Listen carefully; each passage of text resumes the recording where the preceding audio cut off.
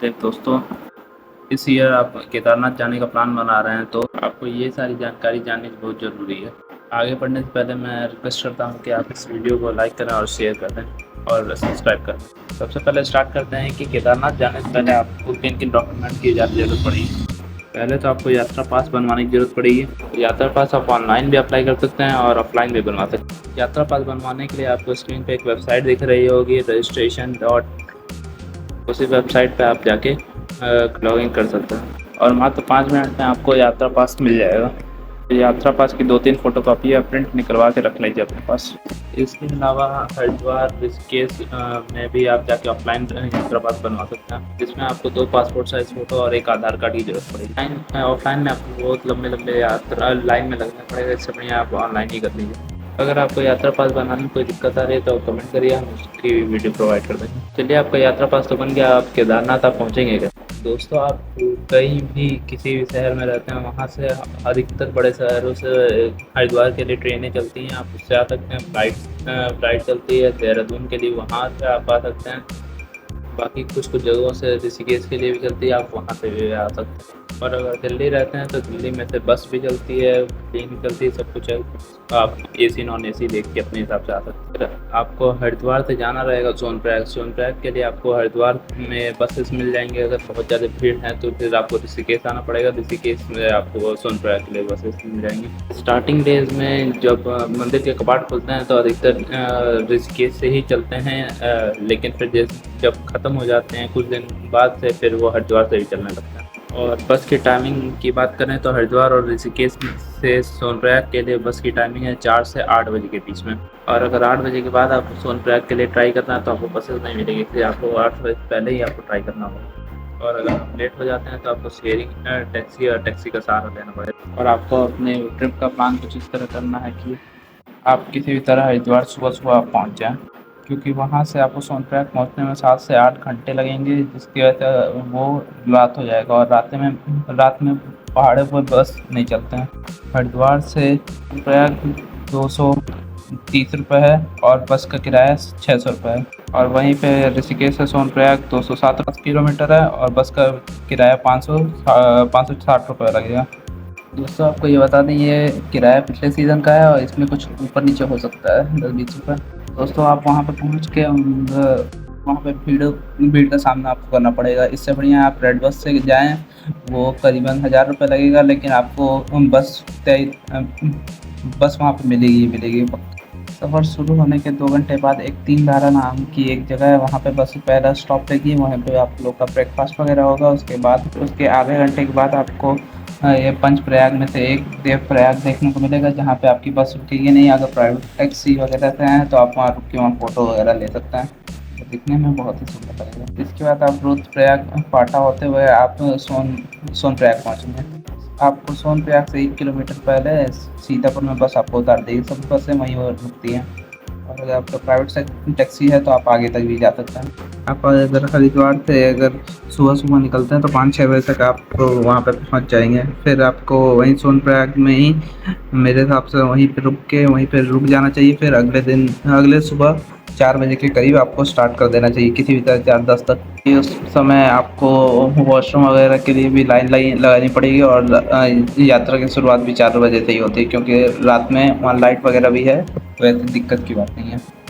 और फिर आपको सुबह अपनी यात्रा पास चेक करवानी पड़ेगी। और उसके बाद आपको सोनप्रयाग से गौरीकुंड तक आपको 50 रुपये में एक 5 किलोमीटर की शेयरिंग टैक्सी मिल जाएगी, उसमें बैठ के आप जा सकते हैं। और सोनप्रयाग में सस्ते डॉर्मेट्री वगैरह सब कुछ है, खाने पीने का प्राइस भी सस्ता है, इसलिए आपको वहीं रुकनी चाहिए। और आपको GNBN की वेबसाइट से आपको बुकिंग करना है तो आपकी ये वेबसाइट है, वहाँ से आप बुकिंग कर सकते हैं, क्योंकि आपको 500 रुपये बेड पड़ेगा। और इस साल मई जून की सारी बुकिंग हो चुकी है, इसलिए आपको इस समय तो जून के लिए ना ट्राई करें। और अगर आप सोलो ट्रैवलर हैं तो आप अपना खुद का टेंट भी लेके जा सकते हैं और वो भी लगा सकते हैं फ्री में, बस खाने पीने का पैसा आपको लगेगा। गौरीकुंड पहुँचने के बाद वहाँ पे एक तप्त कुंड है, जिसमें से साल के 12 महीना वहाँ पे गर्म पानी का कुंड है, वहाँ से पानी निकलता है। वहाँ पे आप नहा के फिर अपना ब्रेकफास्ट करके आगे थोड़ा सा 60-70 रुपये खर्चा होगा। फिर उसके बाद वहाँ से आप अपना ट्रैकिंग शुरू कर सकते हैं। नाश्ता करने के बाद वहाँ पे आपके पास गौरीकुंड में एक लॉक रूम रहेगा, वहीं पे आप अपना एक्स्ट्रा सामान वहीं पे पैक करके आगे बढ़ सकते हैं। उसका प्राइजेस रहेंगे 100 रुपये 48 आवर के लिए।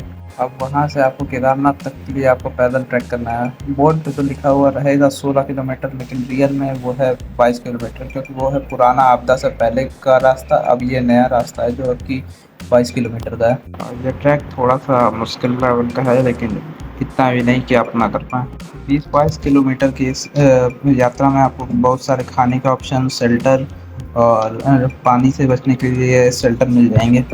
के अलावा आपको थोड़े-थोड़े दूर पे टॉयलेट्स और पानी पीने के लिए टैप्स भी लगे हुए हैं। पूरे रास्ते में हर जगह आपको एयरटेल और जियो के टावर भी मिलेंगे और कई-कई जगह पे तो फ्री वाईफाई ज़ोन भी है। हाँ, रास्ते में खाने पीने के लिए राजमा चावल, दाल चावल, रोटी, बिस्कुट, मैगी वगैरह सब मिल जाएंगे, मगर प्राइस थोड़े बड़े रहेंगे। जैसे 10 वाला बिस्कुट आपको 30 रुपये का मिलेगा, 50 रुपये में आलू पराठा, 50 रुपये में मैगी, 10 वाली चीज़ें 20-30 में मिलेंगी, 20 वाली चीज़ें 40 में मिलेंगी। ऐसे ही कुछ रहेगा। पानी की बोतल भी आपको 50 रुपये की मिलेंगी, क्योंकि आपको सारे सामान को ऊपर ले जाने में बहुत ज़्यादा मेहनत लगती है और इतना देना पड़ता भी है।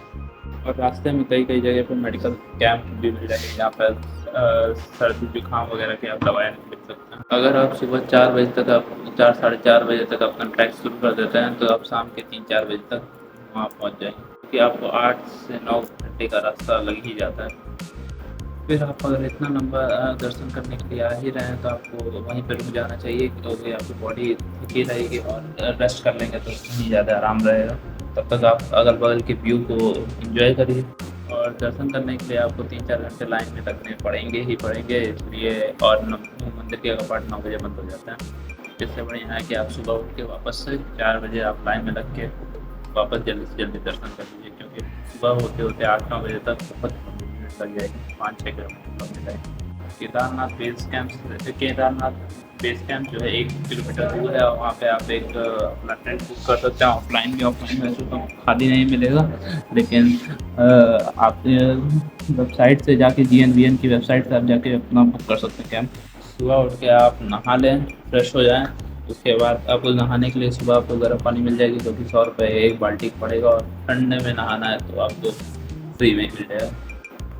केवल 1-1.5 किलोमीटर पे मुख्य मंदिर है। सुबह उठ के आप वहाँ पे दर्शन करने के लिए निकल जाएँ। लाइन में लगने से पहले आप प्रसाद भी खरीद लें, जो कि आपको 50 रुपये, 100 रुपये, 250 रुपये, 500 रुपये ऐसे पड़ जाएगा। अगर सुबह आप 2-3 बजे के करीब लाइन में लग जाता है, तो आपको 1-1.5 घंटे में लाइन पहुँच जाएंगे, आप दर्शन कर लेंगे। और 7-8 बजे करते हैं तो आपको 6 से 7 घंटे लग जाएंगे। और आपको अगर आराम से और इतना जल्दी उठ के नहीं दर्शन करना है, तो आप VIP दर्शन भी कर सकते हैं, जो कि वहाँ के पुजारी करवाते हैं 1000 रुपये। मंदिर के निकट द्वार से वो लेके जाते हैं, जहाँ से एग्ज़िट है वहीं से आपको दर्शन करवा देते हैं। दर्शन करने के बाद आपको ट्रैक डाउन करके वापस गौरीकुंड आ जाना है। जो भी आपको चढ़ाई में 8 से 9 घंटे लगे थे, वो 4 से 5 घंटे में ही आपको उतर जाएंगे। फिर नीचे उतर के आप जो गौरीकुंड में आके अपना क्लॉक रूम में अपना दर्शन सामान रखा था उसको ले लीजिए, और फिर अपना सामान लगेज लेने के बाद 50 रुपये शेयरिंग टैक्सी को लेके फिर यहाँ से आप सोनप्रयाग पहुँच जाइए। फिर वहाँ पे आप जाके अपना सोनप्रयाग में नाइट स्टे कर सकते हैं और डिनर भी कर सकते हैं। और अगले सुबह उठ के एक बस पकड़िए, वहाँ से हरिद्वार या ऋषिकेश के लिए बस पकड़ के वापस अपने डेस्टिनेशन पर आ जाइए, और वहाँ पे फिर वहाँ से अपना ट्रेन पकड़ के अपने शहर जा सकते हैं। चलिए आप बात करते हैं आपकी इस यात्रा में कितने दिन खर्च होंगे। जो आपका स्टार्टिंग पॉइंट और एंडिंग पॉइंट है, वो मैंने हरिद्वार को मान के चलता है, क्योंकि आपका पहला दिन हरिद्वार से सोनप्रयाग जाने में ही लग जाएगा, और दूसरा दिन सोनप्रयाग से केदारनाथ पहुंचने में ही लग जाएगा, और तीसरा दिन केदारनाथ दर्शन करके नीचे उतरने में ही आपका लग जाएगा, और चौथा दिन आपका सोनप्रयाग से हरिद्वार आने में ही लग जाएगा। और इस टाइप से आपका 4 दिन खर्चा हो रहा है। इसके अलावा अपना एडिशनल दिन ऐड कर सकते हैं, जो आपके शहर से हरिद्वार तक पहुँचने में लग रहा है। और अब बात कर लेते हैं आपको केदारनाथ कब जाना चाहिए। वैसे ये 5-6 महीने ही ओपन रहता है, 5-6 महीने क्लोज रहता है, और ये इस बार 20 मई से स्टार्ट हुई है और 20 नवंबर तक 10 मई से स्टार्ट हुई है और 20 नवंबर तक ख़त्म हो जाएगी। स्टार्टिंग फेज़ में भी बहुत महंगी मिलती है और एंडिंग फेज़ में भी बहुत महंगी मिलती है, और बहुत ज़्यादा भीड़ होता है। इससे बढ़िया है कि आप इन बीच में जाएँ, और जुलाई अगस्त में तो लैंडस्लाइड और रेनफॉल बहुत ज़्यादा रहता है, इसलिए उसको छोड़ दें। उसके बाद अक्टूबर नवंबर में आप देख सकते हैं, सितंबर में भी। इसी हिसाब से आपको स्टार्टिंग और एंडिंग में खर्चा भी ज़्यादा मिलेगा और बीच के टाइम में आपको खर्चा भी कम मिलेगा, इसलिए आप अपना देख सकते हैं। और टोटल खर्चे की बात करें तो हम, जो कि मैंने सामने आपको स्क्रीन पर लगा दिया है, क्योंकि बस का किराया आपका 600 पड़ जाएगा, ब्रेकफास्ट और लंच का 200 रुपये पड़ जाएगा। फिर सोनप्रयाग में आप जो डिनर करेंगे वो 300 से 150 रुपये कुछ आसपास में पड़ जाएगा। फिर सोनप्रयाग से गौरीकुंड का टैक्सी 50 रुपये, फिर बेस कैंप में वहाँ रहने का 50 रुपये, बीच में डिनर करने का 200 रुपये, और 700 रुपये 250 रुपये जो आपको रखना रख लीजिए। फिर उसके बाद गौरीकुंड से सोनप्रयाग टैक्सी आपको 50 रुपये पड़ जाएगी। फिर सोनप्रयाग में डिनर आपको 300 से 150 रुपये जो आपको ठीक लगे वो पड़ जाएगा। फिर वापस वही खर्चा बस का 600 रुपये, जो कि टोटल होता है 3000 कुछ 400 कुछ रुपये, जो कि आपके 4000 रुपये से कम में आपका यात्रा कंप्लीट हो जाएगी। यह है केदारनाथ यात्रा की कंप्लीट इन्फॉर्मेशन।